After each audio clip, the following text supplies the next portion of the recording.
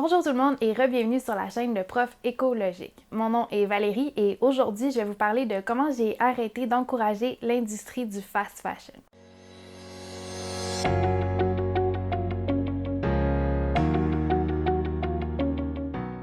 Donc la première chose à savoir avant de savoir comment j'ai arrêté d'encourager l'industrie du fast fashion, c'est de savoir un peu c'est quoi le fast fashion, donc de quoi il s'agit quand je parle de ça.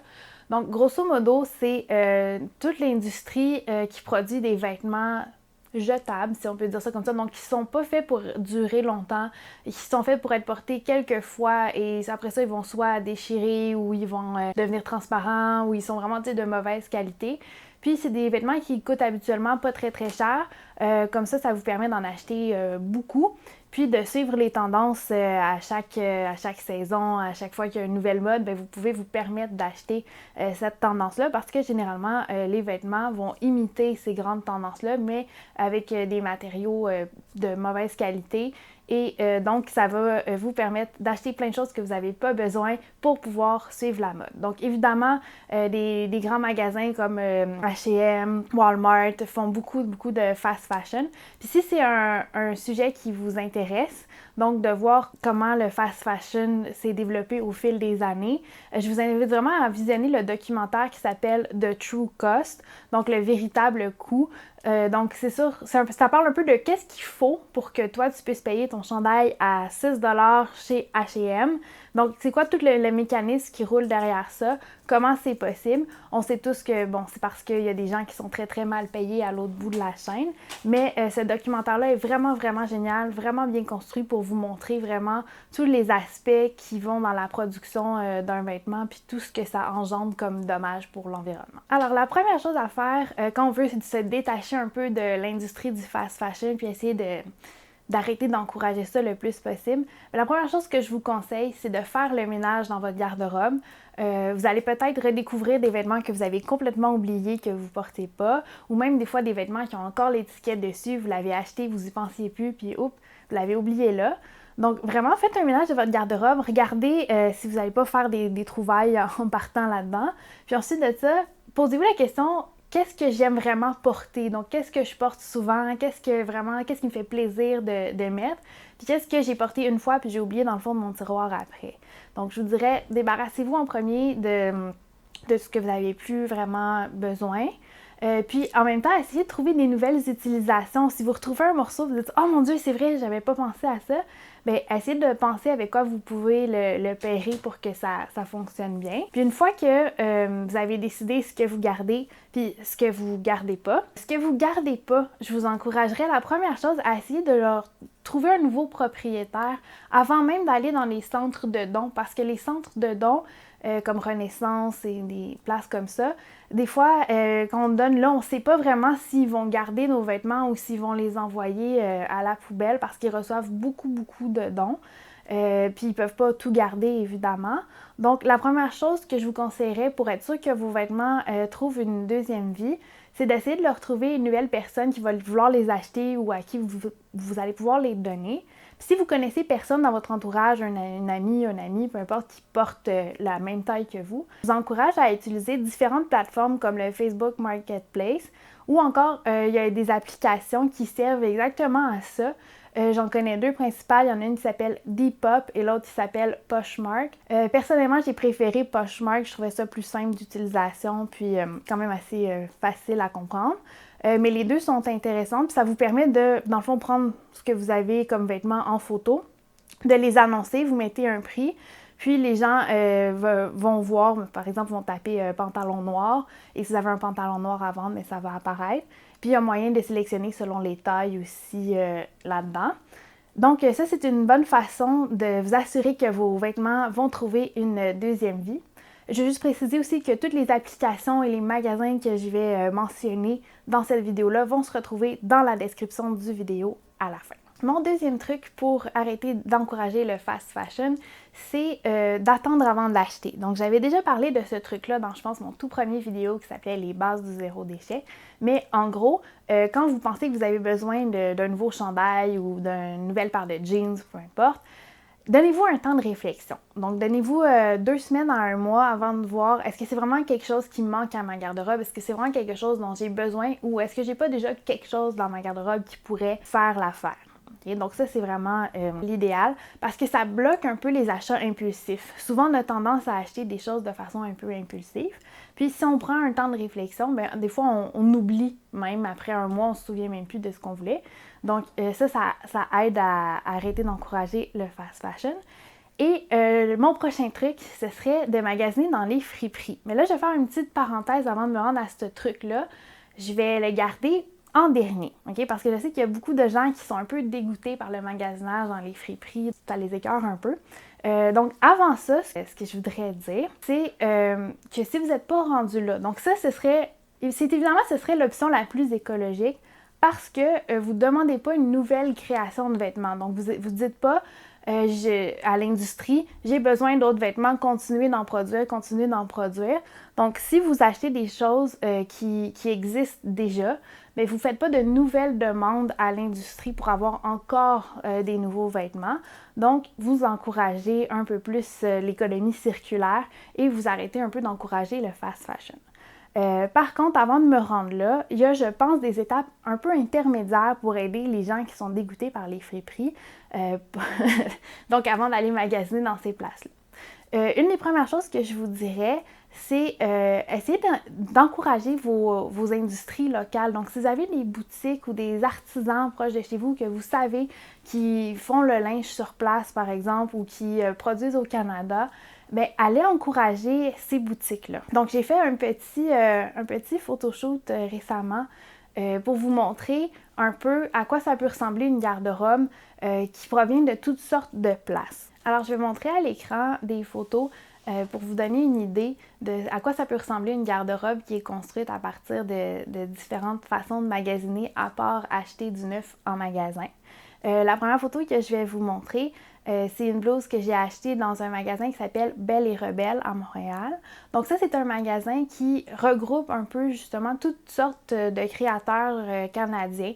Donc c'est vraiment des vêtements qui proviennent de compagnies locales. Donc si vous voulez encourager ce magasin-là, bien, c'est une bonne place où commencer parce que si vous ne connaissez pas des magasins dans votre coin, bien, ça peut être une bonne façon de commencer d'aller voir les marques qui tiennent à ce magasin-là, voir ce que vous aimez, puis après ça, bien, vous pouvez magasiner en fonction de ce que vous aimez. Puis le pantalon qui est sur la photo aussi, c'est une compagnie qui s'appelle Yoga Jeans, donc des jeans qui sont fabriqués, je pense, au Canada également, donc à Montréal, même si ma mémoire est bonne. Donc, vous pouvez aller voir ces compagnies-là, les encourager. Donc ça, ce serait mon premier truc intermédiaire, encourager vos artistes, vos artisans locaux. Vous pouvez aussi pour ça aller sur Etsy. Donc Etsy qui est une plateforme qui permet à des petits créateurs de s'afficher. Puis pour découvrir des nouveaux créateurs, ce que je vous conseille, c'est à chaque année sur Facebook, il y a comme une grande vague de concours, je pense à chaque début d'été. Puis la vague de concours, je pense que vous tapez ça là, sur Facebook, vague de concours. Moi, je regarde ça à chaque année, puis ça me permet de découvrir des nouveaux créateurs pour toutes sortes de catégories. Là, pas juste les vêtements, il y a les bijoux, il y a les accessoires, donc toutes sortes de choses, des chandelles, ce que vous voulez. Donc, d'aller voir la vague de concours chaque année sur Facebook, bien, ça peut vraiment vous faire découvrir des artisans québécois qui sont vraiment super. Donc ça, ce serait mon truc intermédiaire avant d'arriver à acheter en friperie. Vous pouvez aussi encourager du neuf, mais des artisans locaux. Donc la seule petite mise en garde que je vous ferai avec ce truc-là, c'est vraiment de vous assurer que la compagnie produit les vêtements ici au Canada, au Québec. Parce que des fois, c'est une boutique qui est d'ici, donc c'est une boutique qui a été créée à Montréal, au Québec, peu importe, mais qui revend des vêtements qui ont été fabriqués en Chine ou en Inde, des trucs comme ça. Donc, c'est vraiment garder l'œil ouvert pour ça, de savoir vraiment d'où provient le vêtement quand vous magasinez. Mon prochain truc, avant d'en arriver au friperie, c'est de magasiner pour des compagnies, peut-être qui ne créent pas leurs vêtements ici au Canada, mais qui ont quand même à cœur l'environnement, qui se sont dotés d'une mission environnementale assez importante ou qui ont à cœur la responsabilité sociale. Donc, je pense ici à des compagnies comme Ten Tree, que vous allez voir sur la photo que je vais afficher. Donc, sur cette photo-là, je porte une camisole et un short qui, les deux, proviennent de Ten Tree. Donc, Ten Tree, c'est une compagnie qui va planter 10 arbres à chaque fois que vous achetez un morceau de vêtement. Il y a aussi Patagonia qui sont très, très forts pour tout ce qui est la réparation, le produire avec des matériaux éco-responsables. Vraiment, vraiment chouette. Donc, Patagonia aussi, très bonne compagnie. Arc'teryx, beaucoup de compagnies dans le plein air sont beaucoup dans ce cercle-là d'essayer de faire une économie circulaire, de réparer leurs vêtements, de construire avec des... de coudre avec des matériaux de qualité vraiment. Un petit truc aussi ici pour éviter le greenwashing. Donc, il y a beaucoup de compagnies qui vont s'afficher comme étant écologiques, éco-responsables, etc. Mais c'est souvent une astuce marketing pour justement attirer des clients. Une bonne façon de ne pas tomber dans le piège, c'est vraiment d'aller voir le site web des compagnies. Je pense à Ten Tree par exemple. Avec chaque vêtement que vous recevez, vous avez un petit jeton qui vient avec le vêtement. Puis si vous créez un compte sur le site et que vous rentrez le numéro qui est sur le jeton, vous pouvez aller voir exactement où est-ce que votre arbre a été planté, donc dans quel projet ça s'inscrit, ou dans le monde, vous avez vraiment une carte pour voir dans quelle forêt votre arbre a été planté. Donc, les compagnies qui ont vraiment, vraiment à cœur l'environnement et qui ne sont pas dans le greenwashing vont vraiment avoir un site web détaillé sur leur processus de fabrication, sur la façon qu'ils traitent leurs employés. Donc, vraiment, vous pouvez vous fier à ça. Si vous n'arrivez pas à trouver ces informations-là nulle part, il y a des grosses chances que ce soit un peu plus du greenwashing. Mais une bonne application pour vous aider à faire la différence que j'ai trouvée, ça s'appelle Good On You. Donc, c'est une application dans laquelle vous pouvez entrer des noms de marques et ça, vous allez voir, donc le site les évalue selon différents critères, justement, est-ce qu'ils font attention à l'environnement, est-ce qu'ils paient leurs employés comme il faut. Puis, chaque compagnie va recevoir une note. Et ça va pouvoir vous dire si la compagnie que vous encouragez fait assez d'efforts pour l'environnement ou non, selon sa cote. Donc, on en vient aux fameuses friperies parce que j'en entends déjà me dire « Oui, mais Valérie, si on achète tout de créateurs locaux, de marques comme Arc'teryx, bien, ça va finir par nous coûter super cher. » Vous avez raison. Okay? Donc, c'est pour ça que moi, je me suis tournée vers les friperies et plus particulièrement vers les friperies en ligne. Donc, parce qu'évidemment, je ne peux pas me payer une garde-robe complète de Patagonia, Arc'teryx puis Ten Tree parce que ça finirait par me coûter plutôt cher et je n'ai pas ce budget-là. Donc, vraiment, moi, ce qui m'a sauvée parce que moi aussi, j'étais un peu hésitante au début à magasiner dans les friperies, c'est les friperies en ligne puis les applications. Je trouve que ça facilite. Moi, j'aime pas beaucoup aller magasiner en personne, surtout dans des places comme Winners ou des friperies où il faut vraiment que tu regardes comme il faut chaque vêtement qui est sur chacun des racks parce que c'est pas toute la même chose. Donc moi, je trouvais ça long, je trouvais ça fastidieux. Puis là, c'est toujours une question de est-ce que je vais trouver ce que je veux ou non. Là, je trouve que les plateformes en ligne, donc ma préférée qui est ThreadUp, donc il y en a deux que j'utilise le plus, là, c'est ThreadUp et Poshmark. Donc ça, je trouve que ça me permet vraiment de chercher selon des critères précis. Donc, je vais montrer ici une capture d'écran de ThreadUp. Vous pouvez aller sur ce site-là, sélectionner vos tailles, donc de chandail, de souliers, peu importe, de pantalon. Et ça va chercher seulement les vêtements qui sont dans votre taille. Puis si vous êtes un peu dédaigneux, okay? Je sais qu'il y en a qui sont un peu dédaigneux des friperies, vous pouvez commencer aussi à chercher avec l'option New with Tags, donc nouveau avec étiquette. Donc ça, c'est des vêtements que la compagnie a reçus et qui n'ont jamais été portés. Donc la personne l'a donné encore avec l'étiquette dessus puisqu'elle n'a jamais porté. Puis ça peut être aussi de l'over de certains magasins qui n'ont pas vendu.